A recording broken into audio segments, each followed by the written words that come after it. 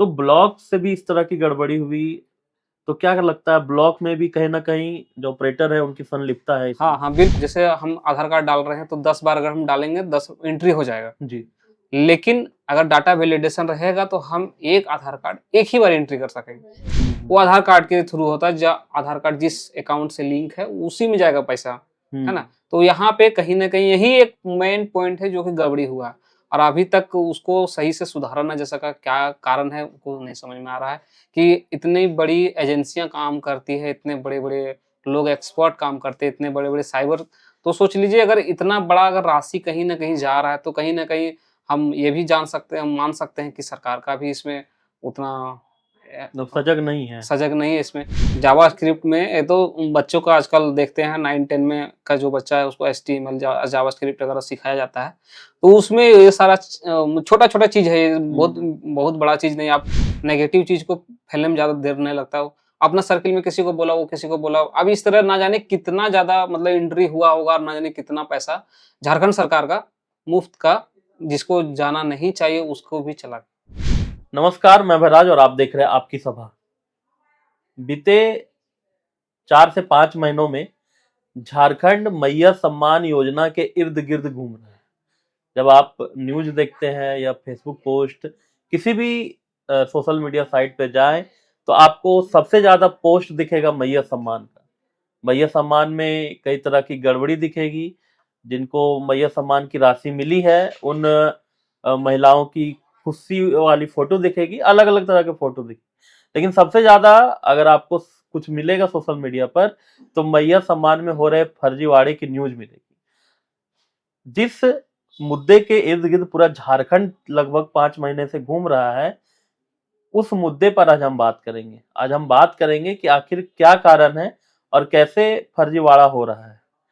जब आप मैया सम्मान में फर्जीवाड़े की बात करेंगे, तो एक्चुअल में तो मैया सम्मान महिलाओं को मिलने वाला एक राशि है, लेकिन जब आप न्यूज़ देखते हैं, ऐसे फेसबुक पोस्ट देखते हैं, कई बार पेपर आउट भी हुआ है कि कई पुरुष भी इसका लाभ ले रहे हैं और ये मतलब धोखाधड़ी की पराकाष्ठा है।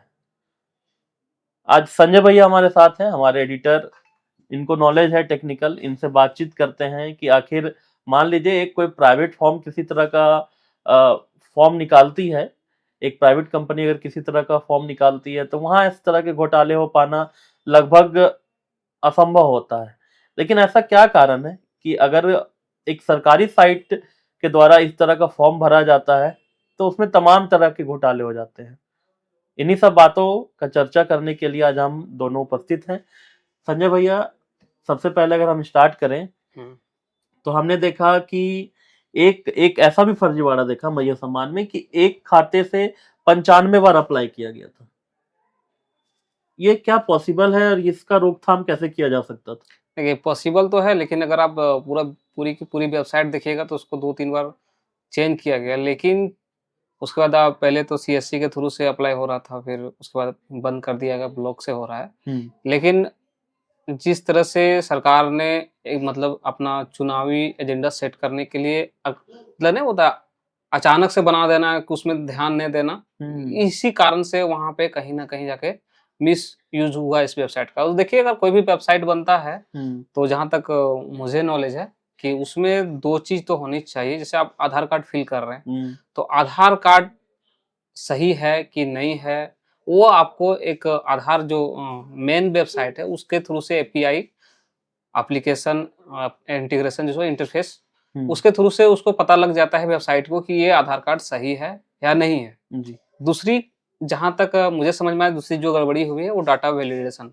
डाटा वैलिडेशन क्या करता है कि अगर आप मेरा जैसे नाम संजय कुमार है, तो हम एक बार टाइप करेंगे, अपना आधार कार्ड टाइप करेंगे, हुँ। वो डाटाबेस में जाके सेव होता है। कोई भी वेबसाइट है तो उसका एगो डाटाबेस में जाके उसका जो भी हम लोग डाटा यूज़ करते हैं अपना फॉर्म फिलअप करने के लिए, वो कहीं न कहीं एक डाटाबेस में जाके सेव होता है। तो वो डाटा वैलिडेशन एक इंटीग्रेशन है। अगर उसको वहाँ पे नहीं यूज़ किया गया, तो आप एक ही जैसे हम आधार कार्ड डाल रहे हैं तो 10 बार अगर हम डालेंगे 10 एंट्री हो जाएगा। जी। लेकिन अगर डाटा वैलिडेशन रहेगा तो हम एक आधार कार्ड एक ही बार एंट्री कर सकेंगे। दूसरी चीज़ है कि जैसे कोई अकाउंट फिल कर रहा है बैंक अकाउंट, यहाँ पे देख लेंगे आधार कार्ड एक है, बिल्कुल। हाँ, उसके बाद पासबुक जो है उसका अलग-अलग है ना? हुँ, तो यहाँ पे क्या करना चाहिए था कि उसको जो आधार कार्ड एक ही बार अप्लाई हो सके, वो चीज़ करना चाहिए था। हुँ, दोबारा इंटर ना ले। तीसरी बात उसमें क्या है कि जो पैसा जो भेजा जा रहा है, वो खाते में भेजा जा रहा है। हुँ, उसको ना भेज के अगर आधार कार्ड पे ही भेजा जाता, जैसे डायरेक्ट जो आता है पीएम किसान वगैरह का जितना भी पैसा आता है, हुँ, वो हुँ, आधार कार्ड के थ्रू होता है। आधार कार्ड जिस अकाउंट से लिंक है, उसी में जाएगा पैसा, है हुँ। ना? तो यहाँ पे कहीं न कहीं यही एक मेन पॉइंट है जो कि गड़बड़ी हुआ है और अभी तक उसको सही से सुधारा ना जा सका। क्या कारण है, वो नहीं समझ में आ रहा है कि इतनी बड़ी एजेंसियाँ काम करती है, इतने बड़े-बड़े लोग एक्सपर्ट काम करते हैं, इतने बड़े-बड़े साइबर। तो सोच लीजिए अगर इतना बड़ा अगर राशि कहीं न कहीं जा रहा है, तो कहीं न कहीं हम ये भी जान सकते हैं, हम मान सकते हैं कि सरकार का भी इसमें उतना मतलब सजग नहीं है। सजग नहीं है इसमें। अच्छा, एक बहुत सिंपल से यही क्वेश्चन है, जैसे 95 बार एक ही खाता अप्लाई कर दिया गया।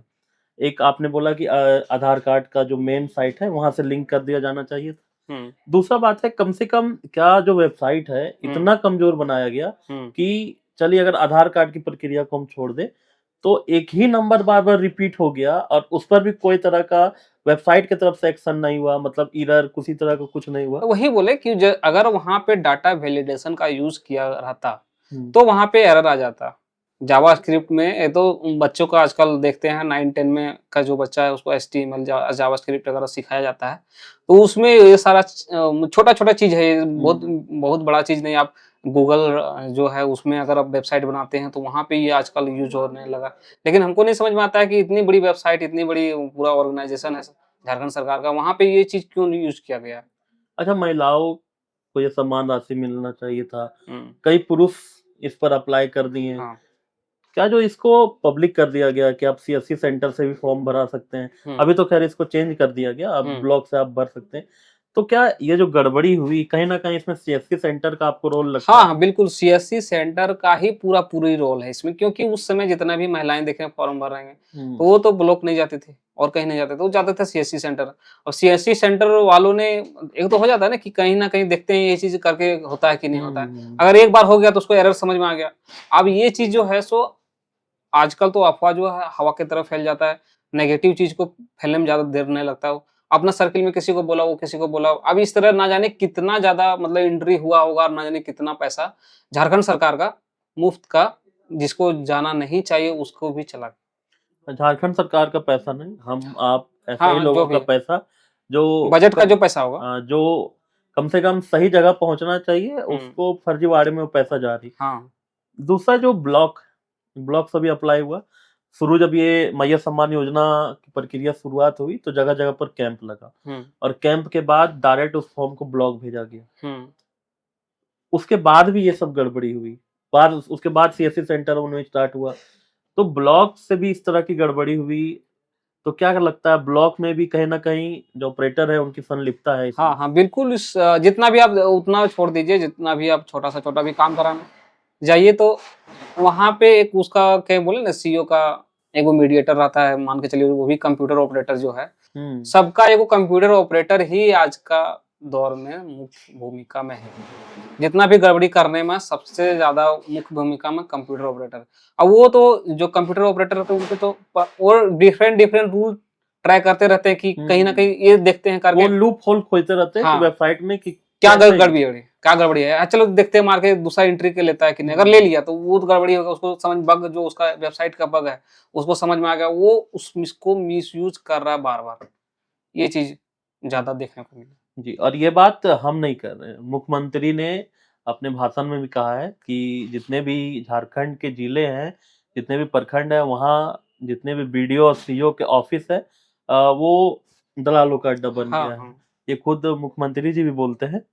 तो इस पर एक्शन क्या होना चाहिए?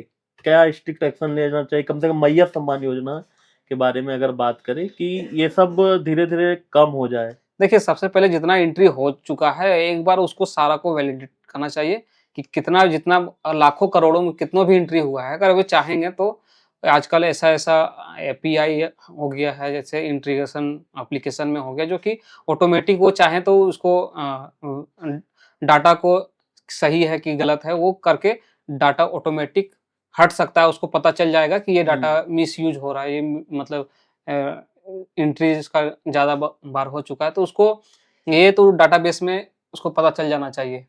अभी तक जो कि नहीं हो पाया है, लेकिन उसको बहुत जल्द करना चाहिए ये चीज़। राजनीतिक आपाधापी में अपने चुनाव का प्रचार, अपना वोट बढ़ाने के लिए पार्टियां ऐसी करती हैं। वो किसी भी तरह का योजना अचानक लाती है, उसके लिए चाहे आपका पूरा जो सिस्टम है वो तैयार है या नहीं, नहीं है, हाँ, उस वो पर है। योजना ले आती है। आज आखिर ऐसी क्या मजबूरी है कि खुद हेमंत सोरेन को कहना पड़ रहा है कि बीडीओ और सीईओ का जो ऑफिस है वो लुटेरों का अड्डा है? ऐसा क्या कारण है? लेकिन ये सब होने के बावजूद, सीएम ये कहते हैं, उसके बावजूद भी एक्शन कुछ नहीं लिया जा रहा। आप आज जब हम ये वीडियो बना रहे हैं और जब आप ये वीडियो देख रहे होंगे, उसके बाद आप अपने घर से उठिएगा और अपने किसी काम से ब्लॉक जाइएगा, अपने आप नजदीक के ब्लॉक, और वहां जाके अगर जो सीएम बोल रहे हैं, अगर सीएम रियली उस पर कुछ एक्शन लिए हैं, तो आप जाके देख सकते हैं, चेक कर सकते हैं कि आपका काम कितना सुगमता से हो रहा है। क्या आप भी छोटा से छोटा काम भी एक ब्लॉक में बिना चप्पल घिसे आपका अगर काम हो रहा है, तब आप मान सकते हैं कि आपका जो झारखंड है वो सच में जिस काम के लिए आजाद कराया गया था, ताकि यहाँ अलग कराया गया था कि ताकि हमारे जो लोग हैं झारखंडी मूलवासी आदिवासी जो लोग हैं, इनको यहाँ सुगमता हो जाए, तो ये स्थिति आपको देखने को नहीं मिलेगी। हम लोग भी लगातार कई ऑफिस में जाते रहते हैं और देखते रहते हैं। और कुछ वैसा जब ईरर मैया सम्मान को लेकर आएगा और वैसा कुछ बग या लूपहॉल मिलता है जिस पर पेपर या किसी तरह के माध्यम से हमें इंफॉर्मेशन मिलेगा, तो उसके लिए हम फिर से वीडियो बनाएंगे और कोशिश करेंगे सरकार तक अपनी आवाज़ पहुंचाने के लिए। सरकार से एक निवेदन है, आपका सिस्टम बहुत बड़ा है, बहुत पढ़े लिखे लोग हैं, लेकिन कहीं ना कहीं एक छोटा सा बग, एक छोटा सा लूपहॉल, एक अगर 8 क्लास का, जैसा संजय भैया बता रहे हैं, 8 क्लास का बच्चा भी अगर कोडिंग सीखता है तो कम से कम वो इतना तो कर लेता हाँ, है कि उसको स्टार्टिंग में ही बताया एक नंबर दोबारा एंट्री ना हो। हाँ, ये चीज उसको ये हाँ, एक वो बहुत स्मॉल चीज है, बहुत छोटी चीज है। उसको बहुत बेसिक स्टार्टिंग में चीज ही है। वेबसाइट जब बनता है, उस स्टार्टिंग में ही उसको इंटीग्रेट कर दिया जाता है कि ये दोबारा एंट्री ना हो ना जाए एक हो। ही नाम से। और आपका एक ही खाता 95 बार एंट्री हो रहा है, तो विश्वास कीजिए आपके सिस्टम पर आपके जो सरकारी तंत्र, आपके जो ऑफिसर है, उनको सर मानना चाहिए, सर मानना चाहिए। कम से कम एक वेबसाइट ढंग का बना लें। अगर उतनी बड़ी कंपनी हायर करने की पैसे नहीं है, तो हमारा झारखंड में जो 40% खनिज है वो तो फिर समझिए बेकार है, जब इतने भी पैसा नहीं है कि एक वेबसाइट, कम से कम सुरक्षित वेबसाइट बनाया जा सके। आपको शायद ये चीजें मजाक लग रही होंगी, लेकिन सबने उस वेबसाइट में अपना पर्सनल डाटा एंट्री करके रखा है, अपना आधार नंबर दिया है, अपना वोटर, जितना कुछ आपने डॉक्यूमेंट मांगा था सभी ने अपना उसमें डाला हुआ है। तो इस चीज को आप मजाक में नहीं ले सकते हैं। अगर ये वीडियो सुन के किसी को बुरा लग रहा हो तो कोई दिक्कत नहीं, जब तक जो बात सही है, सटीक है, उस पर आवाज आपकी सभा उठाते रहेगी। मिलते हैं नेक्स्ट वीडियो में, तब तक के लिए संजय भैया एक बात बोलेंगे? जोहार झारखंड।